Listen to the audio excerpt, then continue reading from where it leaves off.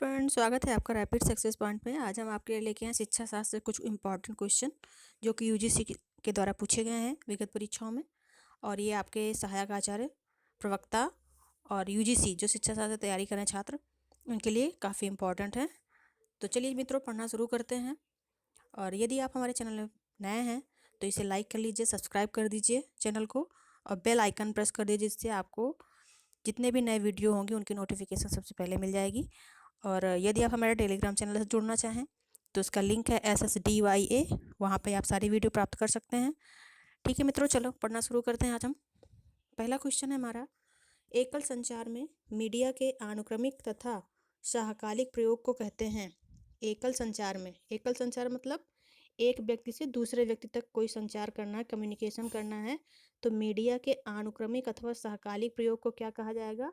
बहुमीडिया, multimedia जिसको बोलते हैं। ठीक है, इसको क्या बोलेंगे? मल्टीमीडिया एजुकेशन, बहुमीडिया उपागम। यानी एक व्यक्ति से दूसरे व्यक्ति तक कोई बात पहुंचानी है उपकरणों के माध्यम से, किसी माध्यम से, तो वो क्या कहलाएगा? बहुमीडिया एजुकेशन। ठीक है, मल्टीमीडिया एजुकेशन। अगला क्वेश्चन देख लेते हैं क्या है। अगला क्वेश्चन है, दृष्टि दोष ग्रसित मगर अंध ना हो। कोई ऐसा विद्यार्थी जिसको दृष्टि दोष है, मतलब देखने में कुछ प्रतिशत कमी है, उसकी जो देखने की क्षमता वो स्पष्ट नहीं है मगर वो अंधा नहीं है, ऐसे विद्यार्थी के लिए लाभदायक प्रौद्योगिकी है। कौन सी प्रौद्योगिकी होगी ये लाभदायक? सॉफ्टवेयर। ऐसा सॉफ्टवेयर जो प्रत्येक वस्तु को 2 से 16 गुना बड़ा करता है। मतलब किसी ऐसे प्रोजेक्टर के माध्यम से विषय वस्तु को प्रस्तुत करना कक्षा में, जो किसी पाठ्य सामग्री को 2 से 16 गुना तक बड़ा करने में सक्षम हो। ठीक है, ऐसी सामग्री से उसको पढ़ाना चाहिए। अगला क्वेश्चन देख लेते हैं क्या है। अगला क्वेश्चन है, अध्यापक व्यवहार के वर्गीकरण का विकास किसके द्वारा होता है? तो अध्यापक व्यवहार के वर्गीकरण का विकास अनुरूपता प्रशिक्षण, जिसको सिमुलेटेड एजुकेशन बोलते हैं। क्या बोलते हैं? Simulated education. ठीक है, इसके अंतर्गत जो टीचर होते हैं इन्हीं को प्रशिक्षित किया जाता है नए इनोवेशन के आधार पे। ठीक है, तो ये हो गया आपका ऑप्शन सी सही हो जाएगा इसमें, अनुरूपता प्रशिक्षण। अगला क्वेश्चन देख लेते हैं, निम्नलिखित में से कौन सा गुणी बालक का लक्षण नहीं है? गुणी बालक का लक्षण क्या नहीं है? पुष्टिवादी दृष्टिकोण। वो उसकी इसमें से कौन कौन से गुण होते हैं गुणी बालक में? वो उसकी उच्च बुद्धिलब्धि होगी, उच्च उपलब्धि होगी, आलोचनात्मक विश्लेषण में किसी वस्तु को ऐसे ही नहीं मान लेगा, वो उसको उसमें तर्क करेगा। तर्क के माध्यम से जब वो चीज़ स्पष्ट हो जाएगी तब उस चीज़ को स्वीकार करेगा। वो पुष्टिवादी नहीं होगा, किसी ने उसको कह दिया कि ऐसे से ऐसा होता है और वो मान जाए, ऐसा नहीं होगा। तो इसलिए ऑप्शन डी इसमें लक्षण नहीं है गुणी बालक का। ठीक है, अगला क्वेश्चन देख लेते हैं, निम्न में से बुद्धि और सृजनात्मकता के संबंध में कौन सा कथन सही है? कुछ सृजनशील बच्चों की बुद्धिलब्धि उच्च होती है। ठीक है, यानी कि जो सृजनशील बच्चे हैं उनकी बुद्धिलब्धि ये आवश्यक नहीं है कि उच्च है, सामान्य बुद्धिलब्धि वाला और कम बुद्धिलब्धि वाला बच्चा भी सृजनशील हो सकता है। इसलिए ऑप्शन इसमें कौन सा सही हो जाएगा? सी ऑप्शन सही हो जाएगा।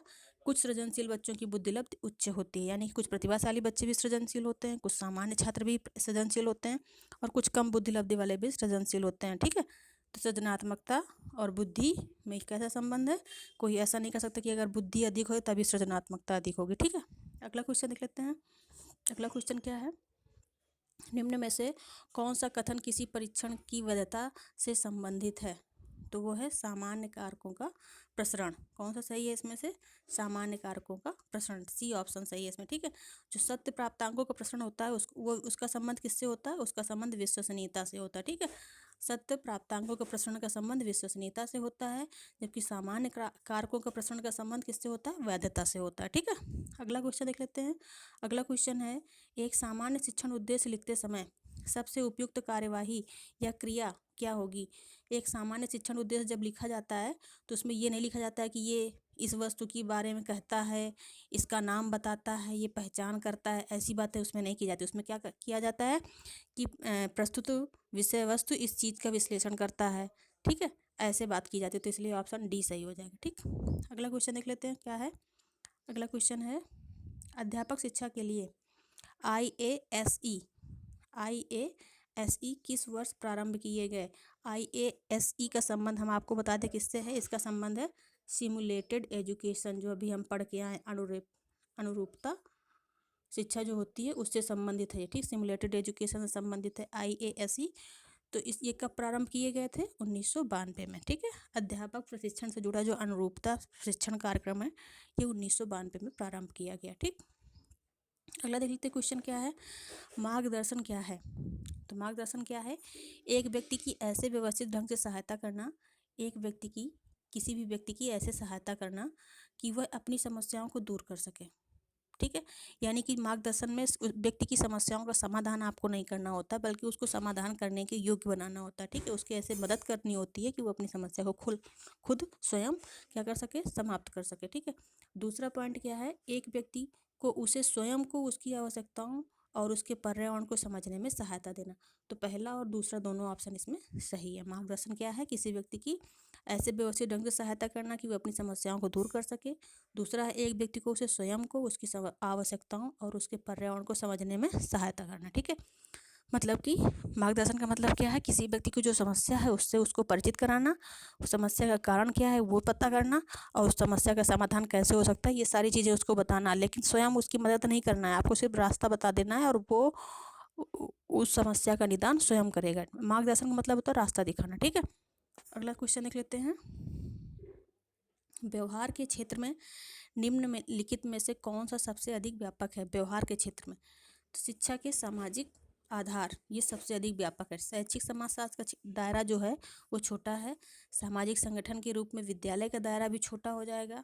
शिक्षा का समाजशास्त्र भी छोटा है, लेकिन शिक्षा के सामाजिक आधार जो आधार हैं शिक्षा के समाज से जुड़े हुए, तो वो समाज विभिन्न वर्गों समुदायों से मिलकर बना है। तो उन सभी वर्गों समुदायों के मूल्यों संस्कृतियों उनका सबका निचोड़ जब हम शिक्षा में लाते हैं तो वो शिक्षा का सामाजिक आधार बन के तैयार होता है। तो इसका जो विषय क्षेत्र है वो बाकी तीनों से अधिक है, इसलिए ऑप्शन सी सही हो जाएगा इसमें, ठीक है। अगला क्वेश्चन देख लेते हैं। अगला क्वेश्चन है, विश्वविद्यालय अनुदान आयोग का प्रथम अध्यक्ष कौन था? वो थे प्रोफेसर SS भटनागर, यानी शांति स्वरूप भटनागर थे पहले अध्यक्ष। वर्तमान में कौन है? DP सिंह। वर्तमान अध्यक्ष कौन है? DP सिंह, DP सिंह, ठीक। धीरेन्द्र पाल सिंह वर्तमान अध्यक्ष कौन है UGC के? धीरेन्द्र पाल सिंह। अगला क्वेश्चन देख लेते हैं क्या है, संवेगों को प्रायः नियंत्रित करता है। संवेगों को कौन नियंत्रित करता है? परिधीय तंत्रिका तंत्र, ठीक है। परिधीय तंत्रिका तंत्र संवेगों को क्या करता है? नियंत्रित करता है, कंट्रोल करता है। अगर आपको स्पीड कम लग रही है तो आप इसको डबल कर लीजिएगा, ठीक है। 1.5 या 2 गुना कर लीजिए तो इससे सही हो जाएगा, आपको सही समझ में आएगा। और अगला क्वेश्चन देख लेते हैं क्या है, pre test post test randomised matching control group एक उदाहरण है। इसका संबंध किससे है? ट्रू एक्सपेरिमेंटल डिज़ाइन, सत्य प्रायोगिक जो डिज़ाइन होती है उसमें से प्री और post test randomise matching control group का उपयोग किया जाता है, ठीक है। अगला क्वेश्चन देख लेते हैं। ये सारी चीज़ें ये रिसर्च से जुड़ा हुआ क्वेश्चन है आपका। अगला देख लेते हैं, पाठ्यक्रम की रचनात्मकता और शब्द रचना मूल्यांकन में क्या अंतर है? तो ये हम आपको पहले बता चुके हैं। जो रचनात्मकता है इसको क्या बोलते हैं? फॉर्मेटिव, क्या कहते हैं? फॉर्मेटिव। और जो आपका शब्द रचना है इसको बोलते हैं समेटिव, ठीक है। समेटिव और फॉर्मेटिव दो बता चुके हैं आपको। जो फॉर्मेटिव है इसमें क्या होता है, इसमें से बीच बीच में हम फीडबैक लेते रहते हैं और इसमें किसकी संभावना होती है? सुधार की संभावना होती है। जो समेटिव है ये अंत में होता है किसी चीज़ के, और इसमें सुधार की संभावना समाप्त हो जाती है। देख लेते हैं ऑप्शन कौन सा सही है। पहला इसमें दिया हुआ है, रचनात्मक मूल्यांकन को पाठ्यक्रम के बीच में पाठ्यक्रम के विषय वस्तु और फीडबैक मुहैया कराने के भाग के रूप में समझा जाता है। बिल्कुल सही है, तो ये हमारा सही हो जाएगा पहला। फिर है, रचनात्मक मूल्यांकन पाठ्यक्रम के रूप और ढांचे से संबंधित है। तो इसका रूप और ढांचे से संबंधित नहीं है। रूप और ढांचा पहले से हो गया होता है, उसमें जो कमियां रह जाती हैं जहाँ पर सुधार हो सकता है उन चीज़ों में यहाँ पे फीडबैक लिया जाता है। दूसरा इसमें नहीं होगा। तीसरा देख लेते हैं, शब्द रचना मूल्यांकन पाठ्यक्रम निर्णय लेने के लिए पाठ्यक्रम के अंत में संपूर्ण पाठ्यक्रम की विषय वस्तु। तो हमने अभी आपको क्या बताया था, समेटिव वाला क्या होता है? सबसे अंत में होता है। फॉर्मेटिव बीच बीच में होता है। इसमें सुधार की संभावनाएं नहीं होती समेटिव में, फॉर्मेटिव में होती हैं।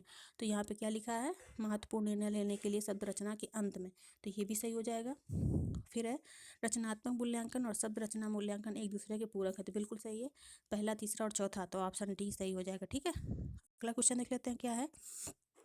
अगला क्वेश्चन है, पाठ्यक्रम की विभिन्न संकल्पनाएं क्या हैं? पाठ्यक्रम की विभिन्न संकल्पनाएं हैं अनुभव, विषय और उद्देश्य। ठीक है, पाठ्यक्रम में अनुभवों को सम्मिलित किया जाता है। किसके अनुभवों को? शिक्षाविदों के, शिक्षकों के अनुभवों को सम्मिलित किया जाता है। दूसरा क्या है? विषय वस्तु। ठीक है, जो विषय पढ़ाई जा रही है वो उन सारे कंटेंट्स को पूरा करता है कि नहीं, उन सारे जो कक्षा के अनुरूप जो विषय सामग्री उपलब्ध कराई जानी चाहिए छात्रों के बुद्धि और विवेक के आधार पे, तो वो सारी चीज़ों को पूरा करता है कि नहीं, ये देखना होता है। तीसरा देखना होता है कि जो हमारी विषय है, विषय सामग्री, जो हमारा पाठ्यक्रम है वो हमारे शैक्षिक उद्देश्यों को पूरा करता है कि नहीं। तो पहला, दूसरा और तीसरा बिल्कुल सही है। चौथा, शिक्षण से इसका कोई संबंध नहीं है। तो पाठ्यक्रम का संबंध अनुभव, विवेक और अनुभव, विषय और उद्देश्य से। ऑप्शन ए सही हो जाएगा इसका। ठीक है, अगला क्वेश्चन देख लेते हैं क्या है। अगला क्वेश्चन है, एक विधि जिसमें बहुत से अध्यापकों के कौशल और निपुणता को श्रेणी को पढ़ाने के लिए एकजुटता के साथ लिया जाता है, उसे कहते हैं टीम चर्चा। जब बहुत सारे टीचर्स को एक साथ एक ग्रुप तैयार किया जाता है किसी विषय वस्तु को स्पष्ट करने के लिए और उनके माध्यम से शिक्षण कार्य कराया जाता है, तो उसको कहते हैं टीम चर्चा। ठीक है, अगला क्वेश्चन देख लेते हैं क्या है। अंतर्राष्ट्रीय शिक्षा योजना प्रतिष्ठान ये कहाँ पर है? तो ये है हमारा पेरिस में। अंतर्राष्ट्रीय शिक्षा योजना प्रतिष्ठान कहाँ पर है? पेरिस में है। अगला क्वेश्चन देख लेते हैं, सृजनात्मकता का जनक है टोरांस। ठीक है, सृजनात्मकता को सर्वप्रथम परिभाषित किया था किसने? टोरांस ईपी ने। तो इसलिए ऑप्शन इसका बी सही हो जाएगा। अगला क्वेश्चन देख लेते हैं। अगला क्वेश्चन है, बाल्यावस्था के उत्तरार्ध में बौद्धिक विकास की निम्नलिखित में से कौन सी विशिष्टता नहीं है? तो बाल्यावस्था के उत्तरार्ध में काल्पनिक भयों का अंत हो जाता है, बिल्कुल सही है। वैज्ञानिक गल्प में उच्च अभिरुचि हो जाती है, मतलब छात्र विज्ञान से जुड़े हुए जो भी संकल्पनाएं हैं, जो भी कहानियां हैं, उनमें बहुत अधिक रुचि लेता है। तार्किक शक्ति में वृद्धि होती है, उसके तीनों ऑप्शन सही हैं। बाल्यावस्था में तीनों चीज़ें होती हैं, कौन कौन सी? काल्पनिक भयों का अंत हो जाता है, वैज्ञानिक गल्प में छात्र रुचि लेता है, तार्किक शक्ति में वृद्धि होती है, लेकिन भविष्य के लिए चिंता ये नहीं होती। ठीक है, भविष्य के लिए चिंता कौन करता है? किशोर करता है। तो ये किशोरावस्था का गुण है, भविष्य के लिए चिंता। तो इसमें ऑप्शन ए गलत है। ठीक है, बी, सी और डी तीनों सही हैं। अगला क्वेश्चन देख लेते हैं, निम्न में से किसका मूल्यांकन निबंधात्मक प्रश्नों द्वारा नहीं हो सकता? तो निबंधात्मक प्रश्नों के द्वारा व्यापक विषय वस्तु का मूल्यांकन नहीं होता। ठीक है, क्योंकि निबंधात्मक प्रश्न गिने चुने होते हैं। हमने देखा कि प्रश्न पत्र में आ जाता है कि 5 प्रश्नों के उत्तर देने हैं, 6 प्रश्नों के उत्तर देने, तो वो किसी निश्चित पाठ के 2-4 क्वेश्चन, 6 क्वेश्चन ही कवर करता है। लेकिन जो ऑब्जेक्टिव क्वेश्चन होते हैं उसमें से विषय वस्तु का व्यापक जानकारी छात्र को है कि नहीं, इसकी जानकारी हमें हो जाती है अगर हम ऑब्जेक्टिव क्वेश्चन से के माध्यम से कोई परीक्षा कराते हैं। ठीक है, तो ये क्या हो, इसमें बी ऑप्शन इसका सही हो जाएगा। अगला क्वेश्चन देख लेते हैं, निम्न में से आयोग ने सर्वप्रथम प्राथमिक शिक्षा का विकेंद्रीकरण किया। प्राथमिक शिक्षा का विकेंद्रीकरण सर्वप्रथम हंटर आयोग के द्वारा किया गया। कब? 1882 में। 1882 में हंटर आयोग कब आया था? 1882 में। मुदालियर आयोग, माध्यमिक शिक्षा आयोग, ये 1952 में आया था हमारा, 1952। ठीक है, माध्यमिक शिक्षा से जुड़ा हुआ था मुदालियर आयोग। सैडलर कमीशन 1917-18, ये हमने आपको पढ़ाया हुआ है। कोठारी आयोग 1964। ठीक है, ये सारी चीज़ें हम पढ़ा चुके हैं। हंटर आयोग, सैडलर और कोठारी, सारी चीज़ें अगर आप पढ़ी होंगी तो आपको ये क्वेश्चन हल करने में परेशानी नहीं हुई होगी। अगला क्वेश्चन देख लेते हैं, 2011 जनसांख्यिकी रिपोर्ट के अनुसार भारत में आदमियों और औरतों की साक्षरता दर में अंतर है। कितना अंतर है? 17%। दोनों के मतलब कि स्त्री पुरुष साक्षरता के मध्य कितना अंतर है? 17% का अंतर है। कुल साक्षरता कितना है? 73%। ठीक है, 2011 के अनुसार कुल साक्षरता प्रतिशत कितना है? 73% है। ठीक है, अगला क्वेश्चन देख लेते हैं क्या है। अगला क्वेश्चन है, बेसल आयु किसके मूल्यांकन से संबंधित है? बेसल आयु का संबंध किससे है? बेसल आयु का संबंध है बुद्धि से। ठीक है, अगला क्वेश्चन देख लेते हैं क्या है। अगला क्वेश्चन है हमारा, भाषा के संबंध में कोठारी आयोग द्वारा सिफारिश की गई। भाषा के संबंध में कोठारी आयोग के द्वारा त्रिभाषा सूत्र की सिफारिश की गई थी। त्रिभाषा सूत्र पहले आ चुका था, लेकिन उसमें कुछ त्रुटियां थीं जिनको कोठारी आयोग में ठीक किया गया और संशोधन के साथ त्रिभाषा सूत्र को लागू करने का सुझाव दिया गया था। ठीक है, ये भी हम आपको पढ़ा चुके हैं, त्रिभाषा सूत्र से संबंधित कोठारी आयोग के जो सुझाव हैं। अगला क्वेश्चन देख लेते हैं। अगला क्वेश्चन है, शिक्षा अधिकार अधिनियम। शिक्षा अधिकार अधिनियम भारत में कब लागू किया गया? तो ये 1 अप्रैल 2010 को लागू किया। 1 अप्रैल 2010 को लागू किया गया शिक्षा अधिकार अधिनियम। कौन से संशोधन के द्वारा? 86वें संविधान संशोधन के द्वारा। 86वें संविधान संशोधन के द्वारा इसको लागू किया गया था। ठीक है, अगला क्वेश्चन देख लेते हैं क्या है। अनुदैर्ध्य अध्ययन एक प्रकार होता है। अनुदैर्ध्य अध्ययन किसका प्रकार है? विकासात्मक अध्ययन का। दो प्रकार के विकासात्मक अध्ययन दो प्रकार के होते हैं। विकासात्मक अध्ययन अनुदैर्ध्य और अनुप्रस्थ दो प्रकार का होता है। ठीक है, तो अनुदैर्ध्य अध्ययन किसका है? विकासात्मक अध्ययन का प्रकार है। विकासात्मक अध्ययन दो प्रकार का होता है, अनुदैर्ध्य और अनुप्रस्थ। ठीक है, अगला क्वेश्चन देख लेते हैं क्या है। अगला क्वेश्चन है एथनोमेथोडिकल अध्ययन है। एथनोमेथोडिकल अध्ययन है सामाजिक शोध। ठीक है, एथनोमेथोडिकल अध्ययन का संबंध किससे है? सामाजिक शोध से है। ठीक है, इसका डी ऑप्शन सही हो जाएगा। अगला क्वेश्चन है अधिकांश गेस्टाल्टवादी अधिगम सिद्धांत आधारित है। किस पे आधारित है? बोध पे। बोध यानी कि अंतर्दृष्टि पर आधारित है। अंतर्दृष्टि मतलब सूझ, व्यक्ति की जो आंतरिक जो सूझ होती है उस पर गेस्टाल्टवादी सिद्धांत आधारित होता है। ठीक है, इसके फाउंडर कौन थे? वर्दीमर। ठीक है, कौन थे? वर्दीमर। कोहलर और कोफा ये भी गेस्टाल्टवादी हैं। ठीक है, किसी विषय वस्तु या किसी वस्तुनिष्ठ परीक्षण द्वारा निम्न में से किसकी प्राप्ति नहीं हो सकती? वस्तुनिष्ठ परीक्षण के द्वारा किसकी प्राप्ति नहीं हो सकती? समस्या समाधान क्षमता विकास नहीं हो सकता। जो ऑब्जेक्टिव क्वेश्चन है इससे विषय वस्तु का ज्ञान तो हम जान सकते हैं कि बहुत विस्तृत विषय वस्तु का ज्ञान छात्र को है, लेकिन उसमें तार्किक क्षमता है कि नहीं, समस्या समाधान की क्षमता है कि नहीं, इसका ज्ञान हमें वस्तुनिष्ठ परीक्षण के माध्यम से नहीं हो सकता। इसका ज्ञान किससे होगा? हमारा जो हम लोग निबंधात्मक परीक्षण लेते हैं उससे इसका ज्ञान होगा। ठीक है, अगला क्वेश्चन देख लेते हैं।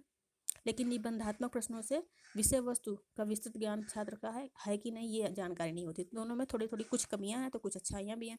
ठीक है, अगला क्वेश्चन है अध्यापक शिक्षा के शिशु कार्यक्रम